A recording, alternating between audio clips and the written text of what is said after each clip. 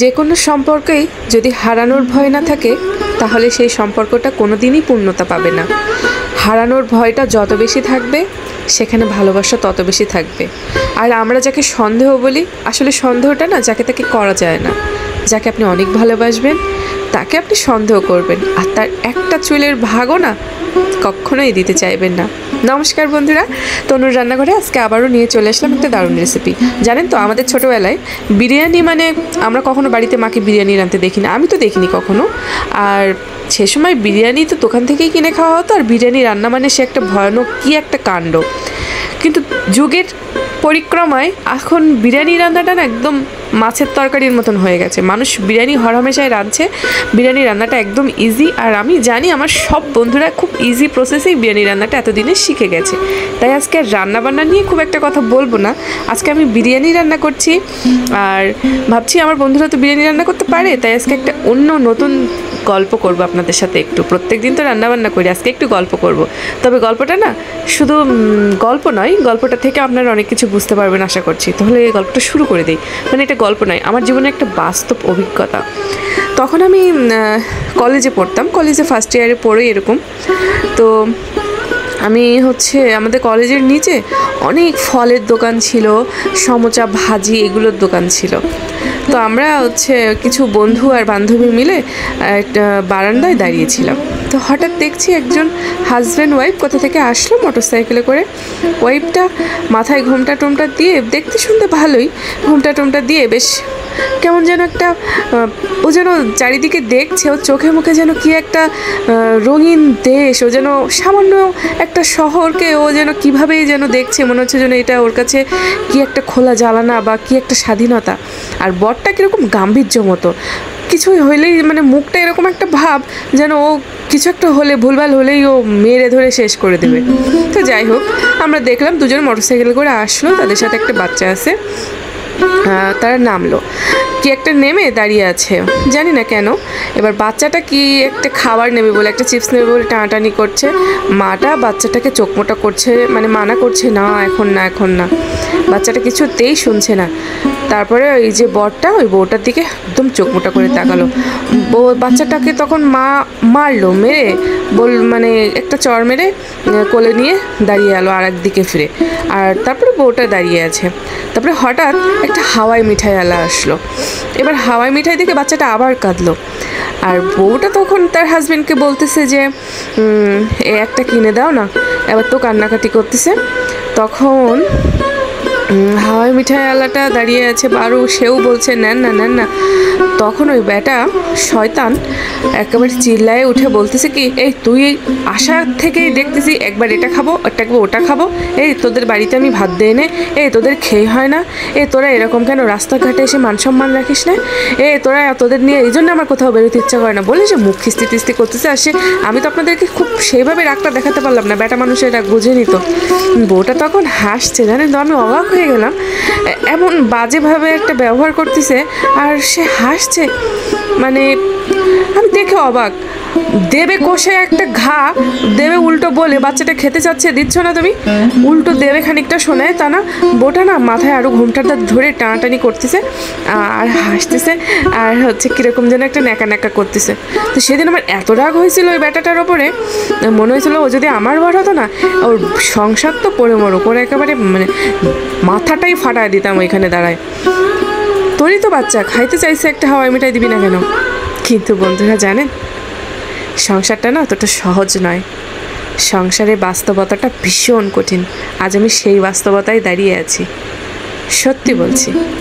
আজ আমার চোখ বন্ধ করলে সেই দিনটা স্পষ্ট দেখতে পাচ্ছি, আর ভাবছি আমিও না দাঁড়িয়ে আছি সেই ঘুমটাওয়ালা বউটার জায়গায়। আমার সাথেও এরকম হয়, কিন্তু না, আমি সেই প্রতিবাদী মেয়ে, আমি যে কিনা মনে মনে ভেবেছিলাম এত কিছু বলতাম আমার বর হলে, আজ আমিও হাসি। হ্যাঁ বন্ধুরা, আজ আমিও হাসি। সিচুয়েশানগুলো না যেখানে উচিত জবাব দেওয়ার মতন, সেখানেও আমি হাসি, ন্যাকামি করি। কেন জানেন? কারণ এই সংসারটা আমাকে টিকিয়ে রাখতে হবে, বাচ্চাটা মানুষ করতে হবে, আর অশান্তি করলে তো কোনো লাভ হবে না। উল্টো বেশি বেশি কম শুনতে হবে। আর ছোট বড় মানে কি বলবো, বোঝেনি তো সব। মেয়েদের কপালটা কীরকম দেখেছেন? যতই প্রেম করে বিয়ে করেন না কেন আর ভালো দেখে শুনে করেন না কেন, আমার মনে হয় সংসারটাকে বাঁচাতে গেলে না মেয়েদের ভিতরে সেই লড়াকু মানসিকতাটা মেরে ফেলতে হয়। আর যদি মেয়ের আমরা ভাবি চাকরি বাকরি করবো, টাকা থাকলে ওরকম কিছুই হয় না, বরেরা কথা শুনে। আসলে না, সবার ভাগ্যে ভালো বর হয় না। হয় তাই বলে কি পৃথিবীতে ভালো বর নেই? আছে, ম্যাক্সিমাম আমি দেখেছি ম্যাক্সিমামই খারাপ। বর জোটে না ভালো, বর জোটে তো ঘর জোটে না, ঘর জোটে তো বর জোটে না, এরকম হয়। সংসারটা ভগবান যে করে হোক যেন আমাকে টেনে নিয়ে যেতে হবে, যেন এক একটা মেয়ের দায়িত্ব। আর স্বামী তুই যা, থাকলে থাক, না থাকলে না থাক, ওদের আর কি। আমি যে আজকে এই আঁকড়ে ধরে পড়ে আছি সংসারটা, যার জন্য একটু বাপের বাড়ি যেও 5টা মিনিট বসি না, আজকে আমি মরে যাই বন্ধুরা, আমি শিওর। আমি অভিনয় করে বলছি না। আমার বর 2 দিনও মনে রাখবে না, 3 দিনের দিন বিয়ে করার জন্য ব্যস্ত হয়ে যাবে, 4 দিনের দিন সত্যি কোথা থেকে না একটা বউ তার তখন ভীষণ প্রয়োজন হবে। আজ আমাকে তার প্রয়োজন হয় না, আমাকে দেখলে একটা ঝামেলা মনে হয় যেন আমি না থাকলে ও খুব ভালো হতো। কিন্তু আমি যখন সত্যি থাকবো না, তখন ওর একটা বউ লাগবেই, তখন একটা ওর মেয়ে মানুষ না হলে আর ওর সংসারটা বাঁচবে না, তখন এটা ফিল করবে। কিন্তু আমি থাকতে সেই অনুভূতিটা ওর হবে না। কত অবহেলা, আমাকে দেখলে কত রাগ, কত কষ্ট, আমাকে যেন সহ্য করতে পারছে না। আবার এই দেখো কত ভালোবাসা। সংসার জায়গাটা না বন্ধুরা ভীষণ জটিল, আমি বুঝি না। আমার খুব শখ জানেন তো, আমার যদি অনেক টাকা হয় তাহলে যেমন মানুষের বৃদ্ধ বয়সে বৃদ্ধাশ্রম থাকে, শিশুদের জন্য অনাথ আশ্রম থাকে, আমি এই ধরনের মেয়েদের জন্য একটা আশ্রম করব, যেখানে ভাত ডাল দিতে না পারে ও মাথার পরে একটা ছাদ থাকে। যেন এই যে বিয়ের পর বাবার বড় বাড়িতে তো থাকা যায় না, এরকম একটা আশ্রম যদি করতে পারি জীবনে, তাহলে মনে করবো জীবনটা ধন্য। যখনই এরকম কোনো সমস্যা আলা মেয়ে জীবনে সমস্যা করবে, ছুটে আমার আশ্রমে এসে একটু আশ্রয় নেবে, ডাল ভাত খাবে, রিল্যাক্সে বরকে বলে দেবে তুমি যাও, আর বাবা মাকে বলে দেবো তোমরাও যাও, আর অন্তত ডাল ভাত খেয়ে আমার আশ্রয়ে একটু থাকবে। আর যাই হোক, রাতের বেলায় শেল কুকুরে তো আর ছিঁড়তে পারবে না, শুধু এইটুকু ভয়ে তো রাগ করে কোথাও যেতেও পারে না মেয়েরা, তাই না? আমি কি ঠিক বললাম? কি হতো সেই লোকটা যদি কিনা 10টা টাকা দিয়ে একটা হাওয়াই মিঠাই তার বাচ্চাটাকে কিনে দিয়ে বলতো এই নাও বাবা, আর বউকে যদি অফার করতো এই তুমি কি খাবে, না খাও না, আজকে এসো তুমিও একটা হাওয়াই মিঠাই খাও, তোমরা দুজনে হাওয়াই মিঠাই খাও, আর আমার মোটরসাইকেলের পিছনে বসো, আর আমি তোমাদেরকে সারা শহরটা ঘোরাই। কি সুন্দর হতো না সম্পর্কটা? কিন্তু এমনটা হয় না তো, সহজে কোনো দিন হবেও না। কেননা একবার মানুষ যেটা পেয়ে যায় সেটাকে কখনো মূল্যায়ন করতে জানে না। যদি মূল্যায়ন করতে জানতো তাহলে আর এই পরিণতিগুলো হতো না। আর আমি ভাবছি আশ্রম করব। ছেঁড়া কাতায় শুয়ে লাখ টাকার স্বপ্ন দেখি আমি, এটাই হয়েছে আমার সমস্যা। বয়স বাড়ছে আর স্বপ্ন দেখছি খুব, কাজের বেলায় লবডঙ্গা।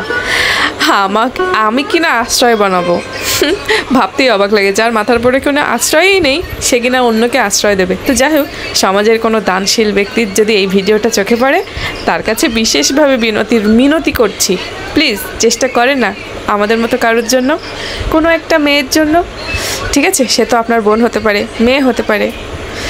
যাই হোক, ভিডিওটা কেমন লাগলো অবশ্যই কমেন্ট করে জানাবেন। আজকে একটু অন্যরকম কথা বলে ফেললাম।